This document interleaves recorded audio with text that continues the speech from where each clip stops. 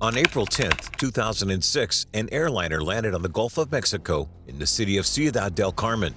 Moments later, it was stormed by special forces who found on board more than 5 tons of cocaine worth a total of $100 million. But a far greater value were the documents relating to the purchase of the plane. It turned out that the ship was purchased by the Sinaloa drug cartel through the U.S. bank Wachovia. The authorities' investigation revealed that the drug cartel managed to launder $380 billion through the bank. To put that in perspective, that's a third of Mexico's official economy. You know what the bank got? A fine of 2% of its profits. And this is only one of many cases. With the looted money, the criminals buy luxury cars, vacations on yachts, and invest in luxury real estate. And all this thanks to a special art. It involves not only banks, but also major auction houses, crypto exchanges, and even popular video games. Criminals around the world move about $4 trillion into the legitimate sphere every year, and most of that money stays in the shadows. Why is money laundering the crown jewel of organized crime, without which it is impossible to imagine a modern economy? And what schemes do criminals use to spend their loot? Let's get to the bottom of it. It's a tough life for criminals. Not only is it a risky business to make money illegally, but it is also very difficult to spend the loot. Money laundering is the end point, without which many crimes become meaningless. Al Capone came to this conclusion in the early 20th century.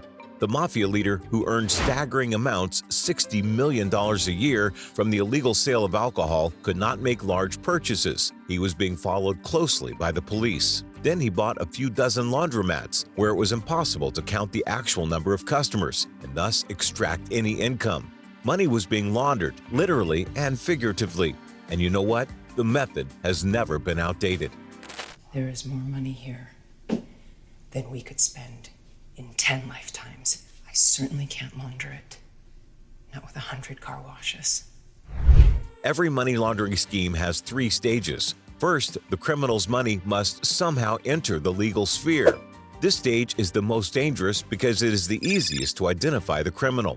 That's why money mules are used here. Low-income people who, for a fee, transfer criminal money to foreign bank accounts.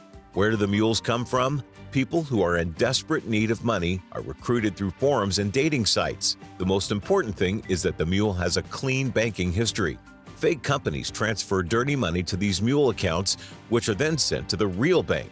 Needless to say, such work is poorly paid and extremely risky. Fines run into the tens of thousands of dollars, and the prospect of spending several years behind bars is very real. Because mules are often caught, criminals sometimes hide the money until better times, only to use it years later. In the second stage, the money's history is highly confused. It constantly flows from one state to another, with one purpose: to hide the true source of its appearance. To hide the real owners of the money, offshore companies are often used, those that are opened in special zones with favorable taxes and hothouse conditions for doing business. Fictitious organizations carry out the same fictitious transactions. Real goods and services do not exist. If they are sold at grossly understated, formal prices. The final stage of money laundering is integration. That's what it's all about. The cleaned money goes into accounts from which it can be spent in the legitimate economy. Yachts, jewelry, and luxury real estate are bought. Often the money is taken out of the country. It is understandable the hands of domestic justice are much shorter there. In life, these stages are combined, detailed, and repeated until the money is laundered. The art market is well used for this. Art transactions have real opaque prices, and the buyers often remain anonymous. Vous n'allez pas acheter ces croûtes-là 30 000 €? C'est pas possible, ça. Ah bah si, c'est possible. Mais le mec, il a saigné du nez sur un fond blanc, il demande 30 000 €. You don't have to look far for confirmation. When the Mexican government passed a law in the early 2010s to reveal the identity of buyers, sales of paintings plummeted by 70%. The ease of transport makes painting a great money laundering tool. There is a well-known story of a Brazilian banker who sent a painting of Hannibal to the United States, declaring it for $100.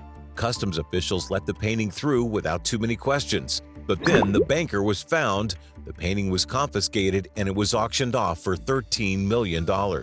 Right before our eyes, money laundering through art is being taken to a new level thanks to NFT. Stars are investing in NFT, and high school kids are making hundreds of thousands of dollars using the new technology. What's the secret? NFT is a customized digital signature attached to any media file. This technology allows the buyer to claim that the picture or video is his or her own, and any amount of money can be paid for the unique token. Feel the potential for money laundering? In 2021, Beeple's artist token sold for $69 million. What's the big deal?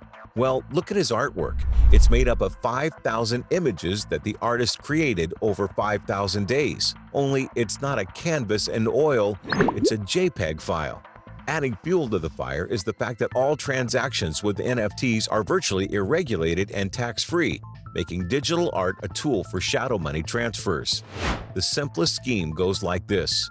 A work is copied from any artist's website and uploaded to an NFT site.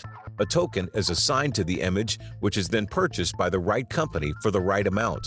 But the NFT marketplace wouldn't exist without cryptocurrency. And while crypto may not have reached the success of Wachovia Bank yet, it has a lot of potential. In August this year, criminals laundered more than $500 million through one of the cross-chain bridges, a technology that allows coins to be exchanged between different blockchains. And it's almost impossible to find the ends because, unlike the fiat banking sector, cryptocurrency is in the deep shadows. But in fact, money laundering through crypto is not as easy as many people think, because all transactions with the most popular cryptocurrencies, such as Bitcoin or Ethereum, are fully public and, in a sense, even transparent. This means that literally anyone can examine these transactions under a microscope. A good example of this is the case of Elijah Lichtenstein and his wife Heather Morgan, who were able to steal several $1 billion worth of Bitcoins from the Bitfinex crypto exchange in 2016. But in the end, the guys were unable to take advantage of the mega wealth that fell upon them. Finally, in 2022, the FBI found them and took almost everything. No, of course, there are no special crypto services or cryptocurrencies aimed at confusing the money trail, even on the blockchain. But practice shows that they are now actively sanctioned, such as Tornado Cash, or simply banks by default believe that if you use them, then the origin of your money is gray or even black.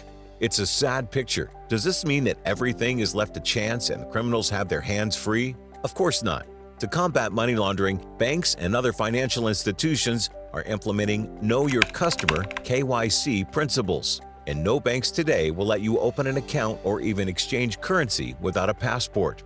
If you want to withdraw cryptocurrency from any major exchange, you have to confirm your identity with a photo and a document. So don't think that anti-money laundering doesn't affect ordinary people.